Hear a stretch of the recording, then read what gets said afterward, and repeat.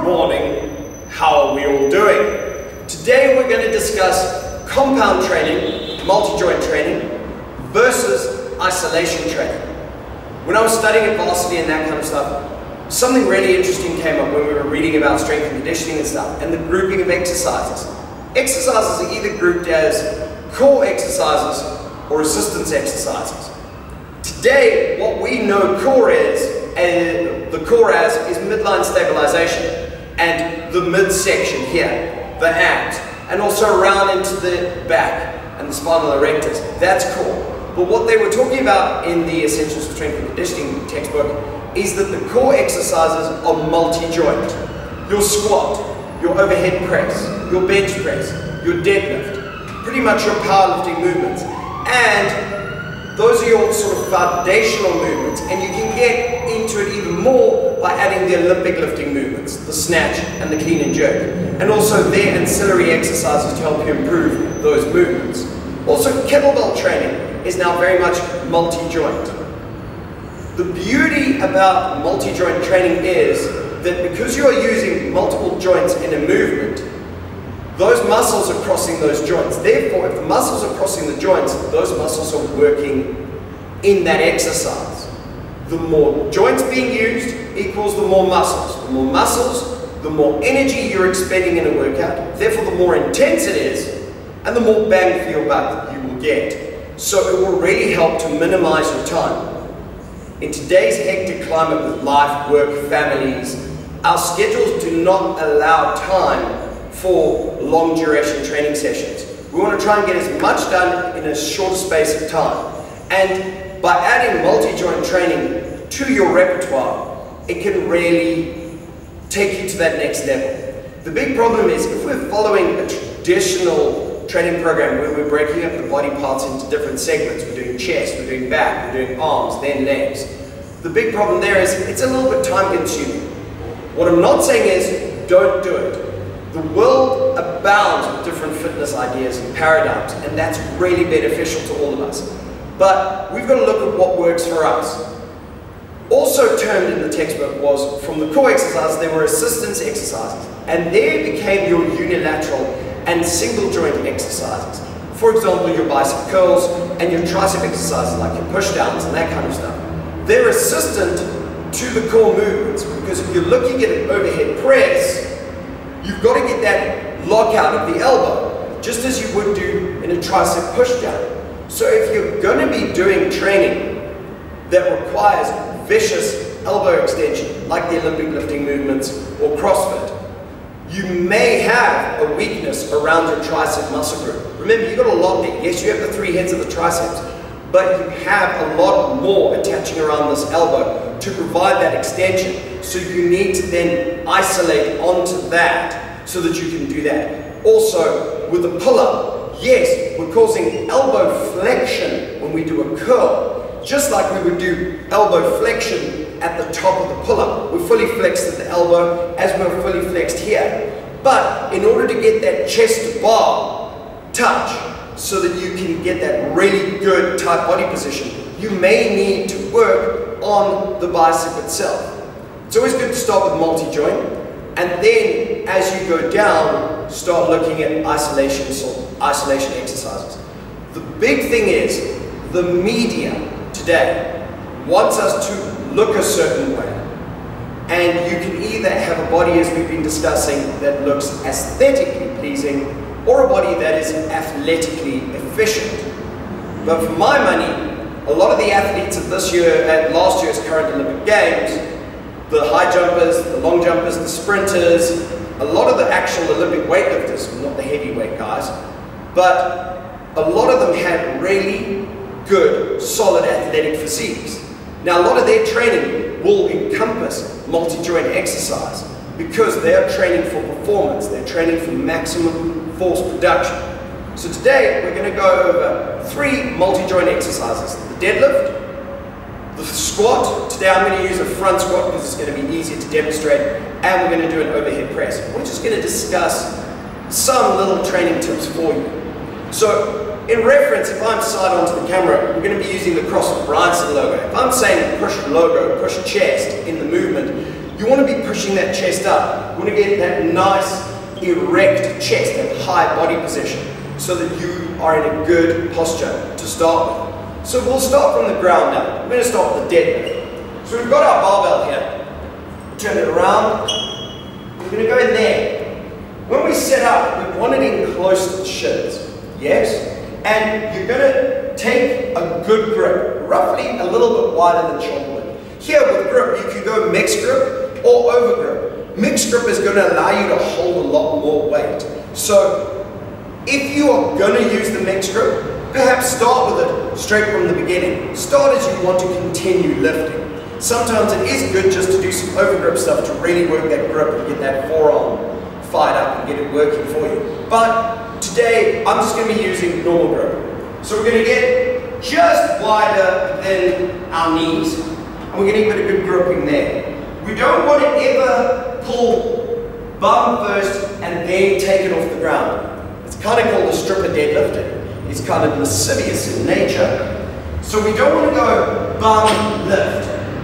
That puts the back in a really bad position. We really want to drop our bum into the movement. You want to pull the shoulder blades down. As you're lifting your chest, your shoulder blades are locking down. So I like to tell a lot of my clients, I cue them with lock, then lift. So we're in that position, we're sitting through the heels. We're going to lock those scapula down, pull the shoulders away from the ears, look forward. You're going to sit down with the bum and you're going to push your chest up high. And then you're going to drive. Hips and shoulders will come at the same rate till you reach the knees. Then you snap through to a full extension. Putting down the deadlift is the way you came up. So our hands are full and the proverbial fridge door is open behind us. So we're going to look for that fridge door. We're loading into the hamstrings. I should be looking forward, but I'm looking at you because I'm chatting. There. As it gets to the knee, slowly we drop it down. And then we can get into the next deadlift. Just there. Now, powerlifting techniques and that kind of stuff, I'm not the world's greatest powerlifter, I'm also getting immersed in that world. They work very explosively. Remember, we were speaking about strict does not mean slow. Therefore, we want to try and snap that deadlift off the ground. But once you are comfortable with your deadlift. So in the beginning, you want to do a couple of reps where you're getting that position and you're getting comfortable. Getting nice there. Then, if you want to add some speed to it, you've got to be comfortable with the position because you're going to set, hold your position, and then you're going to breathe in, lock your bum in place, drive that chest up, then lift in one motion. Breathe in, and then snap it through, and exhale at the top. I forgot to exhale there. Straight back. So, here, breathe in, and then down. So that's a deadlift. If we're looking at a front squat is really great because we're now wrapped on the front here. So we're pushing the elbows. The front squat is harder than a back squat, the bar placed on your back, because it increases the lever length between your hips and the position of the bar. Either the bar is on the front and the hips are here, or the bar is on the back. So the lever length is longer, which places more strain. This movement is great because it gives you more bang for your buck because you really are engaging midline stabilization. So, from the ground, we're just going to rack it on the front here, like so. There, we're going to do exactly what we do with a squat. You're going to go back with your bum and then open the knees and sit in the position and come out. You want to feel like you're digging your heels into beach sand and really trying to get that good heel pressure. Bum first, open the knees, high elbows, and drive it straight up. You want to maintain a really nice straight back. From the side,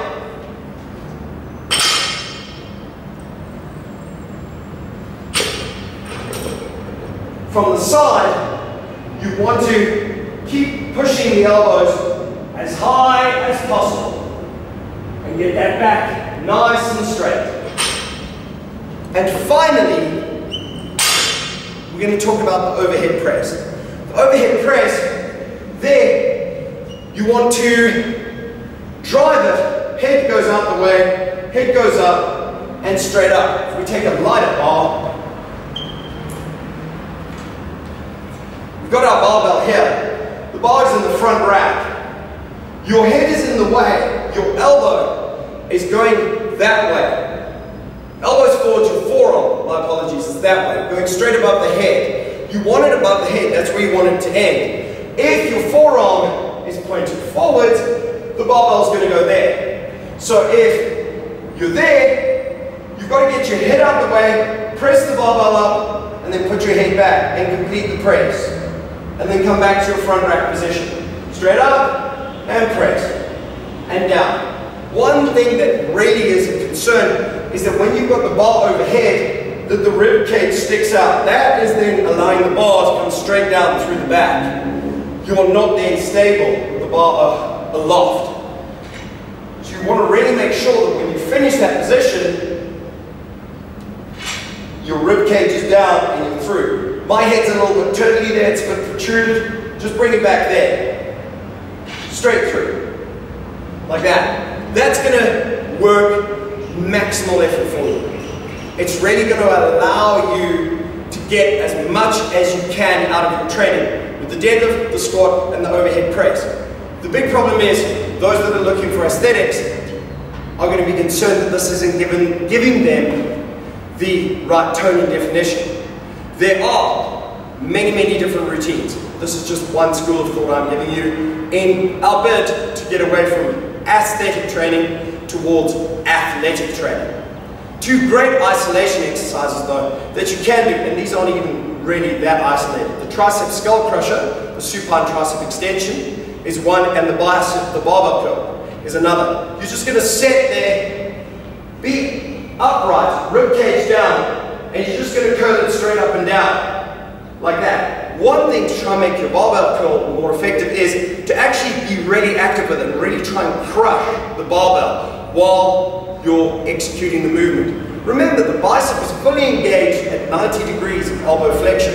So just that little bit extra is going to give you maybe that little bit of extra tweak that you want through the muscle group. But curling all the way up here, we're just losing position. It's all about position. Shoulders back, rib cage down, and you're just going to curl it there. If I bring in the bench, when at the bench, we're going to lie down. Barbells are great, dumbbells are great. You can even use a medicine ball. You can use a weight plate, whatever. The main thing is that you set the bar straight up above you. From here, keeping the upper arm engaged, heels down, good tight position. You lower the bar just at the top of the forehead and then extend it. Just to get that elbow extension. That is a skull crusher, obviously, because you're going to, if you mess it up, maybe I've done that, maybe I've bounced a bar off my head on occasion. It's also known as a supine tricep extension. Supine because we're lying on our back and our chest is up. So that is compound versus isolation movements, a short little video, maybe get you thinking. And until next time, it's Dave from Breaking Muscle. Thank you so much.